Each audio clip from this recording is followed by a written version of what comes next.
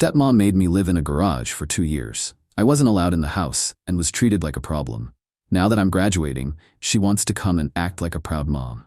I said no. I, 18, female, I'm about to graduate high school, and something has come up with my dad's wife, Chelsea, 40, that has led to a huge fight. I need to know if I'm the wrong here. Some background. My parents divorced when I was young. I lived with my dad. We had a decent 3-bedroom house. My dad had the master bedroom, I had a good-sized bedroom, and we had a smaller guest bedroom. It was fine. When I was 15, my dad remarried. His new wife, Chelsea, has 2 kids from her previous marriage. Dean, who was 16 at the time, so a year older than me, and Nora, who was 13 at the time. When Chelsea and her kids were about to move in, the discussion about rooms came up. Chelsea had a lot of ideas about how things should be. She said that since Dean was older and a boy, he should have a larger room, so she suggested he take my bedroom. She said Nora, being a young girl, needed a nice comfortable space, so she should get the guest room. Chelsea and my dad would share the master bedroom. This arrangement left me without a room in the house. My dad looked a bit uncomfortable when this was laid out. I remember him shifting his weight and not looking at me. Chelsea then brightly suggested that I could move into the garage. She said it would be like my own private apartment or a cool den for a teenager. She told my dad they could fix it up, put some stuff out there, and it would be great. My dad, who usually avoids conflict, especially with Chelsea, eventually agreed. He told me it might be fun, like having my own space. The fixing up of the garage was very minimal. They put down an old rug from the attic over the concrete floor. They moved a worn-out couch, a small wobbly desk, and an old bookshelf out there. For heating in winter, I got a small electric space heater. For cooling in summer, a cheap box fan. That was it. It was still very much a garage. It was detached from the house, so I had to go outside to get to the bathroom or kitchen. It wasn't insulated properly. In the winter, it was freezing cold. The space heater barely made a dent, especially on really cold nights. I could see my breath. In the summer, it was stifling hot, like an oven. The fan just moved hot air around. There were spiders everywhere, cobwebs I was constantly clearing, and sometimes it smelled like old oil or gasoline from when my dad used to work on his car in there years ago.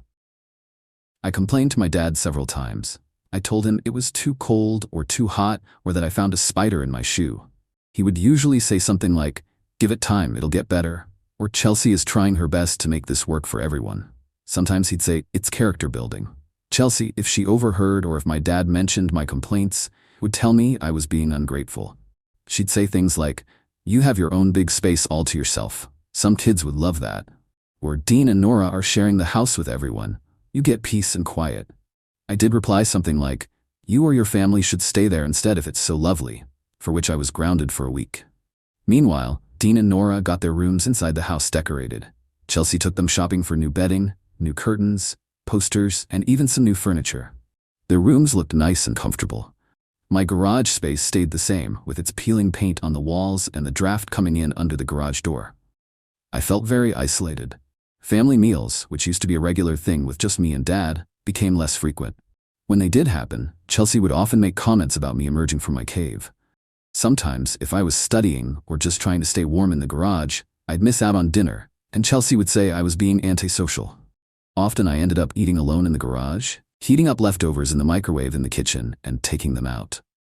My schoolwork started to suffer. It was hard to concentrate in the garage. In winter, my hands would be too cold to type or write properly. In summer, the heat made me feel tired and sluggish.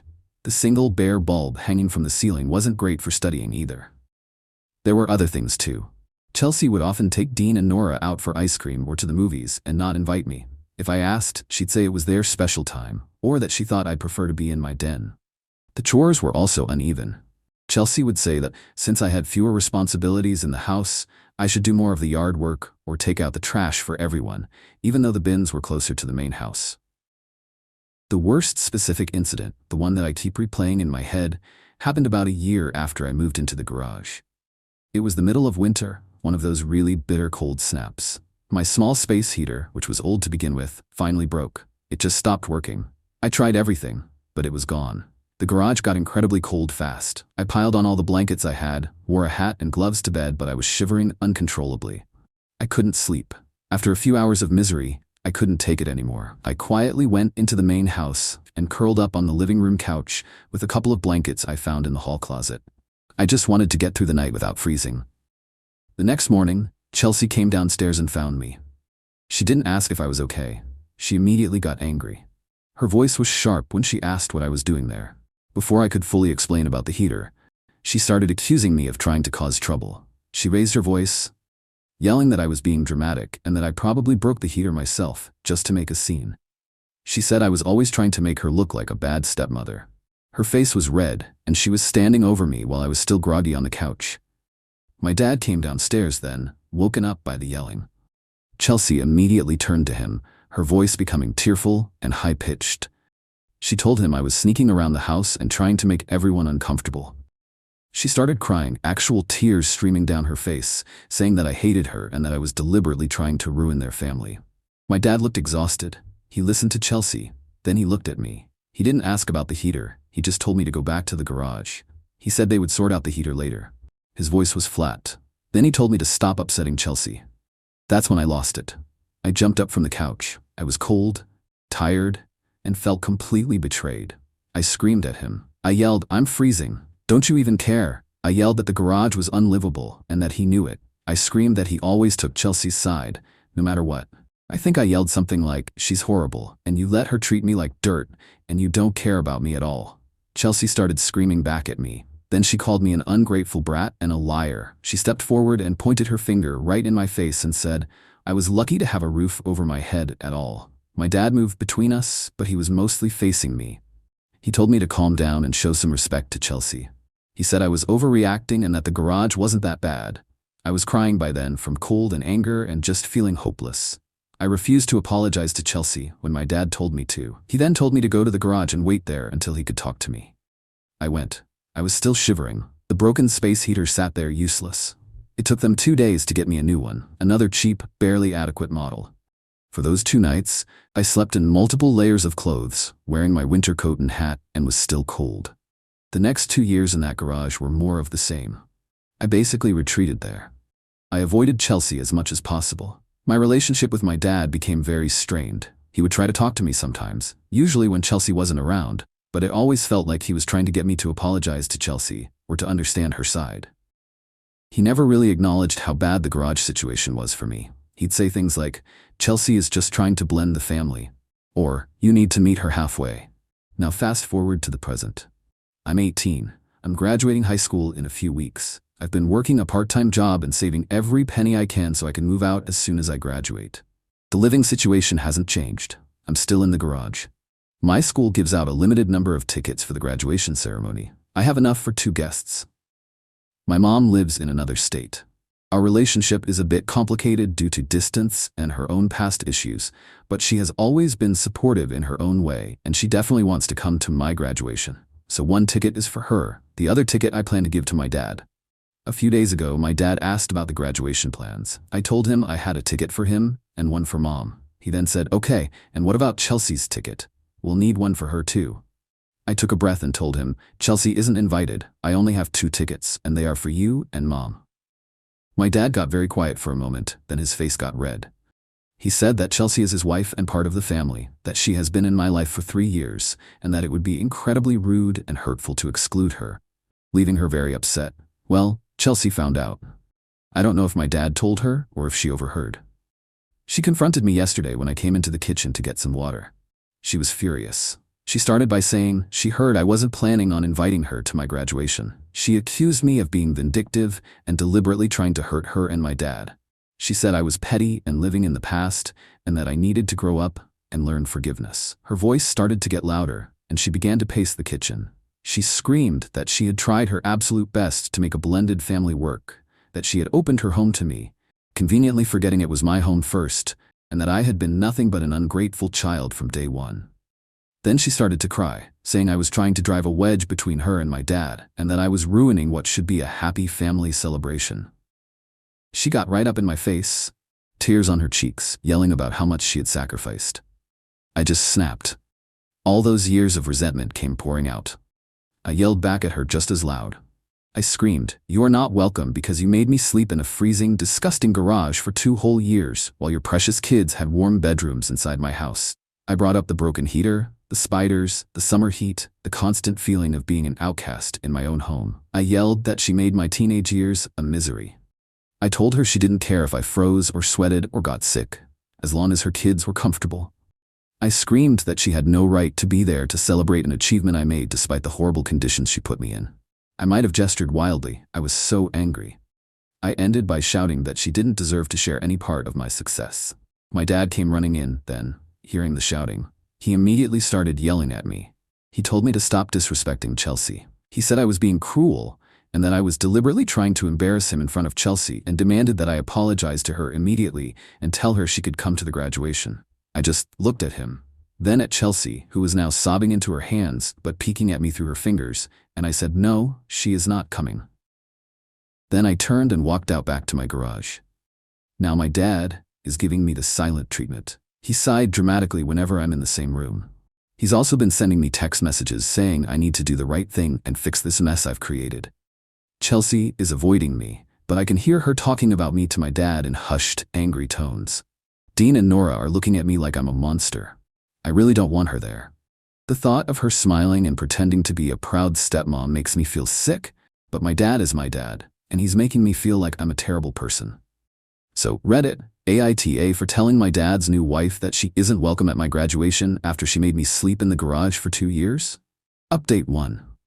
Hi everyone, it's been about 5 days since my original post. First, I want to say thank you so much for all the comments, messages, and awards. I read a lot of them, and it was overwhelming, but in a mostly good way. It helped me feel less like I was going crazy or being unreasonable. A lot of you asked some similar questions, so I want to clarify a few things. My mom. Many people asked about my mom and why I didn't go live with her. My mom lives several states away. After the divorce, she had some personal struggles, including some financial instability and health issues for a while. She's doing much better now, but during the time when the garage situation started, she wasn't really in a position to have me come live with her full time. She wasn't a bad mom. It was just complicated. We talk on the phone and she visits when she can, but moving in with her wasn't a simple option back then. She knew I wasn't happy with the living situation, but I probably downplayed how bad the garage truly was because I didn't want to worry her too much, and I also felt a strange sort of shame about it. She is definitely coming to my graduation, and she's very angry at my dad and Chelsea now that I've told her the full extent of everything, the garage conditions. I think some people might have pictured a finished basement or a converted den. This was not that. It was a standard unfinished detached garage, concrete floor, uninsulated wooden walls, a roll-up garage door that let in drafts and bugs. There was no running water, no toilet. I had to go outside and into the main house for everything. The minimal fixing up I mentioned was truly minimal. An old rug, a very old couch, a rickety desk. A single bare light bulb was the only lighting. It was consistently either freezing or sweltering. Spiders were a constant issue, and I occasionally saw mice. It smelled of damp dust and sometimes faint old car smells. It wasn't just a bit uncomfortable, it was often genuinely miserable and unhealthy. Dad's financials, why not move? My dad isn't poor. He has a decent job. They could have afforded a bigger house, or Chelsea and her 2 kids could have shared a room, or they could have explored other options before resorting to putting me in an unfinished garage. This wasn't a situation of genuine financial hardship forcing a difficult choice. It felt very much like Chelsea wanted her kids to have the best, and I was an afterthought.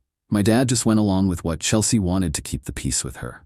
Moving to a bigger place was never even discussed in my hearing. Why I didn't report to CPS or school? A few people ask this.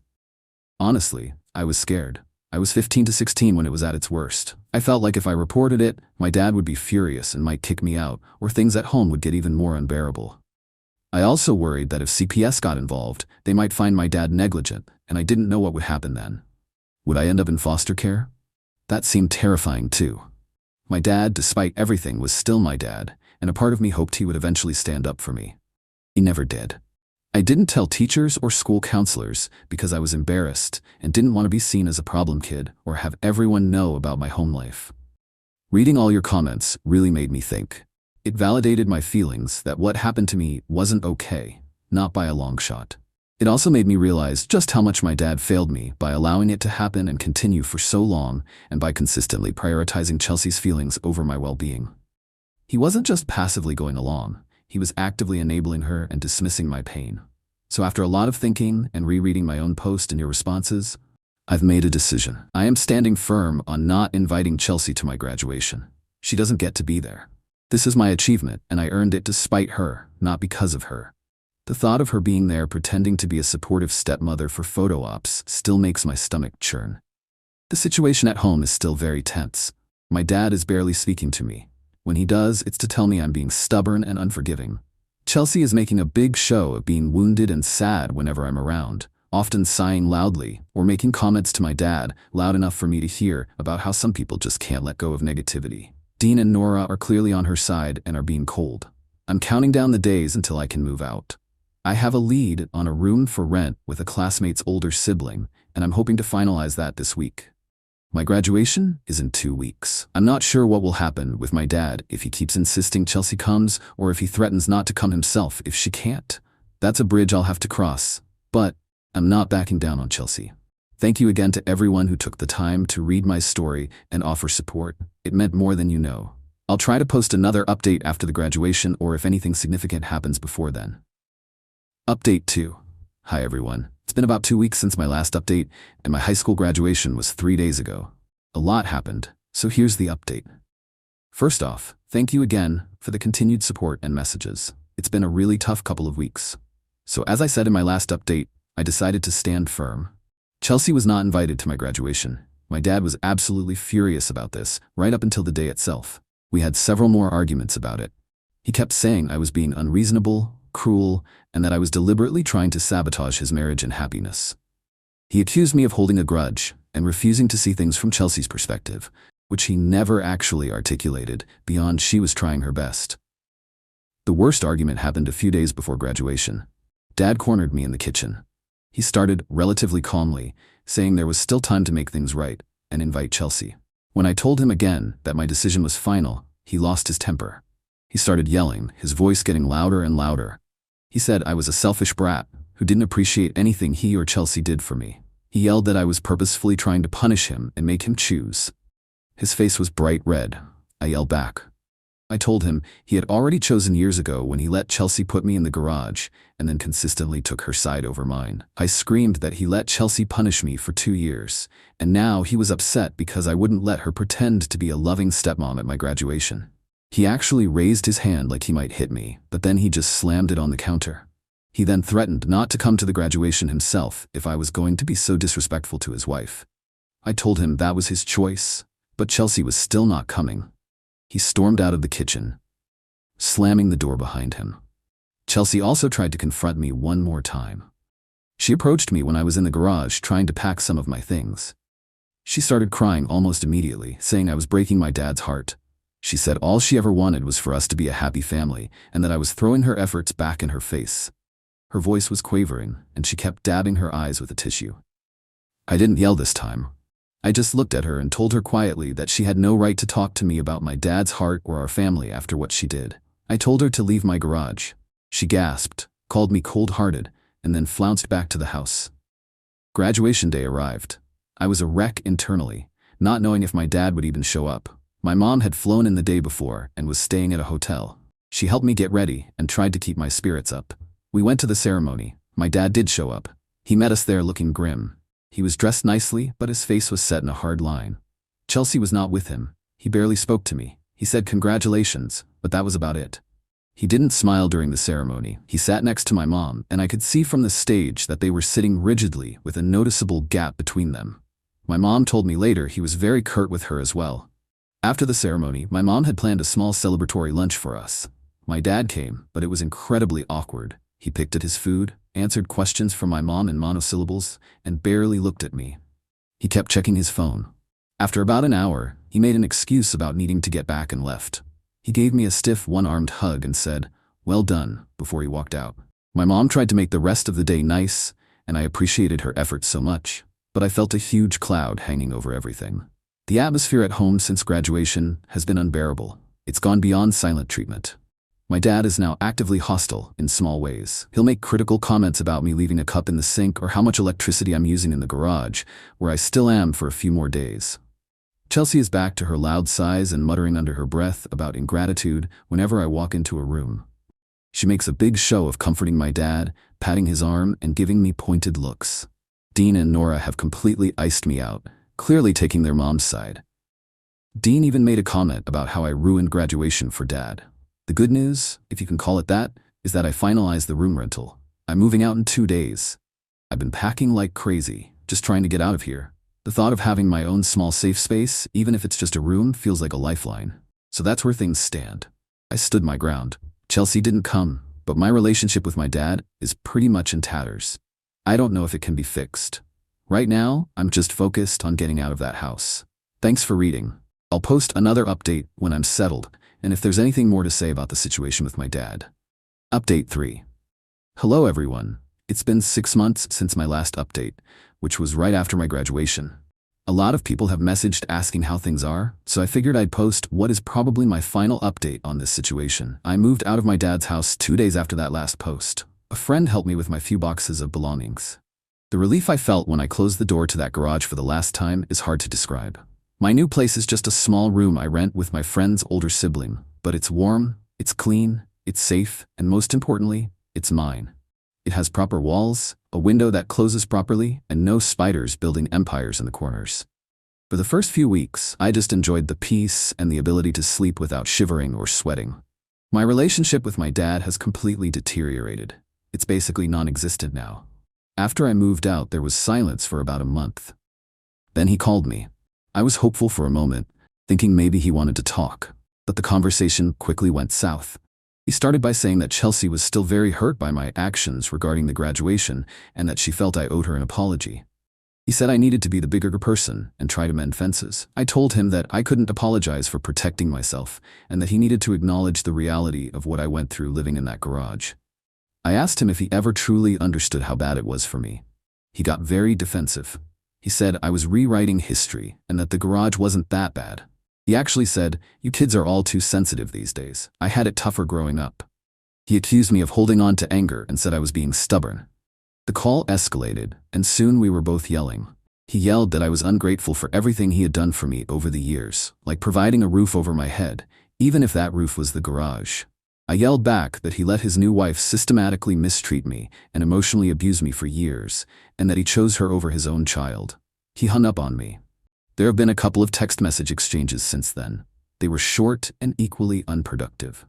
He'd send something generic like, "Hope you're okay." If I tried to engage on any meaningful level about our issues, he'd shut down or reiterate that I was the one who needed to change my attitude. I found out through my mom that Chelsea has been very active in controlling the narrative. She blocked me on all social media platforms, not that I was trying to contact her. For a while, I think she was even screening my dad's calls or messages to me, as sometimes my texts to him would go unanswered for days, or he'd reply with something that sounded very much like her.